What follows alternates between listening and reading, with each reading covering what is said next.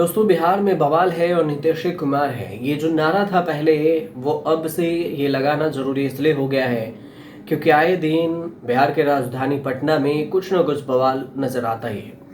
और अब जो सबसे लेटेस्ट बवाल है वो है जो बर्खास्त कर्मचारी हैं, सस्पेंडेड कर्मचारी हैं, वो पहुंच गए बीजेपी दफ्तर के पास। अब नीतीश कुमार की इसमें कनेक्शन इसलिए है, सत्ता में नीतीश, मुख्यमंत्री नीतीश, बीजेपी के साथ गठबंधन नीतीश कुमार का, रिस्पॉन्सिबिलिटी नीतीश कुमार की। तो फिर ये पूरे बात की चर्चा होगी तो नीतीश का नाम जरूर आएगा। लेकिन जो बर्खास्त तो टीचर हैं, कर्मी हैं, और टीचर नहीं है, संविदा कॉन्ट्रैक्ट पर जो कर्मी थे उन्हें सस्पेंड किया गया और इन सारे कर्मियों ने बीजेपी के दफ्तर को ही घेर लिया और इस दफ्तर में फंस गए तो वो बीजेपी के डिप्टी सीएम विजय सिन्हा। ये कर्मचारियों को समझाने में जुट गए कि हाँ, हम कोशिश कर रहे हैं, आपको संविदा से मतलब नहीं हटाया जाएगा, संविदा वाला कॉन्ट्रैक्ट जो है वो परमानेंट कर दी जाएगी। लेकिन पटना के गर्दनी बाग में 25 दिन से शांतिपूर्ण आंदोलन जब कर रहे थे ये बर्खास्त संविदा वाले जो कर्मचारी हैं, तो तब सरकार क्यों नहीं सुनी थी?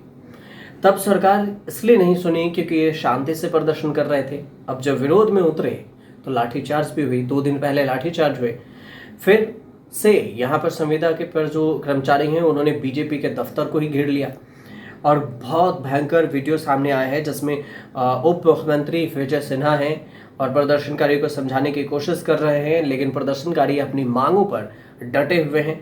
प्रदर्शनकारियों की जो मांग है वो सीधे सीधे बस इतना सा है कि वो ये चाहते हैं कि जो उनकी नौकरी है 60 साल तक उनकी नौकरी कर दी जाए। 60 साल उसमें जो संविदा पर कर्मी हैं उन्हें समान वेतन दिया जाए, 60 साल नौकरी कर दी जाए, मतलब परमानेंट हो।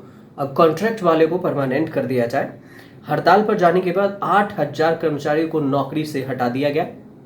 अगर ये हड़ताल पर पहले गए तो 25 से ज़्यादा दिनों से ये पटना के गर्दनी बाग में ये सारे हड़ताल पर बैठे थे, लेकिन अचानक से इन्हें हटा दिया जाता है। और जब ये प्रदर्शन उग्र होता है तो यहाँ विजय सिन्हा पहुँचते हैं कि हाँ, हम समझा देंगे, लेकिन प्रदर्शनकारी बीजेपी दफ्तर को ही घेर लेते हैं। बीजेपी दफ्तर को घेर कर यहाँ पर उनकी मांग होती है कि एक दिन के बिहार दौरे पर आए बीजेपी के राष्ट्रीय अध्यक्ष जेपी नड्डा, जो बीजेपी के कार्यालय में उनको बैठक करनी थी वो बैठक नहीं हो सका, गेस्ट हाउस में शिफ्ट किया गया बैठक, और जहां बीजेपी की कोर कमेटी भी यहां पर बैठी थी।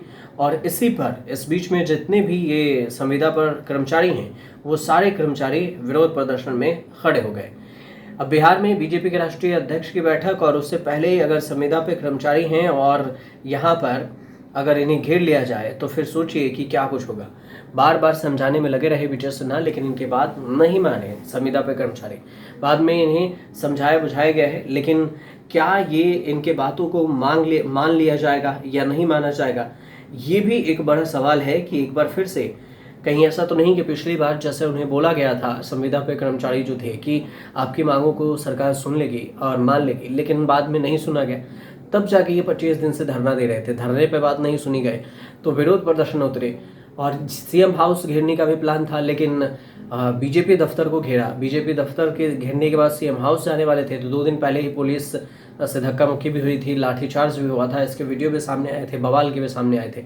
और अब इस पूरे विरोध प्रदर्शन में फंसे हैं तो विजय सिन्हा। आगे क्या कुछ होगा इसमें, क्योंकि नवंबर में विधानसभा चुनाव है और चुनाव से पहले ये जो विरोध की आग है, कहीं ऐसा ना हो कि एनडीए के सीट में, एनडीए की जो वोटिंग है उसमें कहीं घाटा पहुंचा सके, नुकसान पहुंचा सके।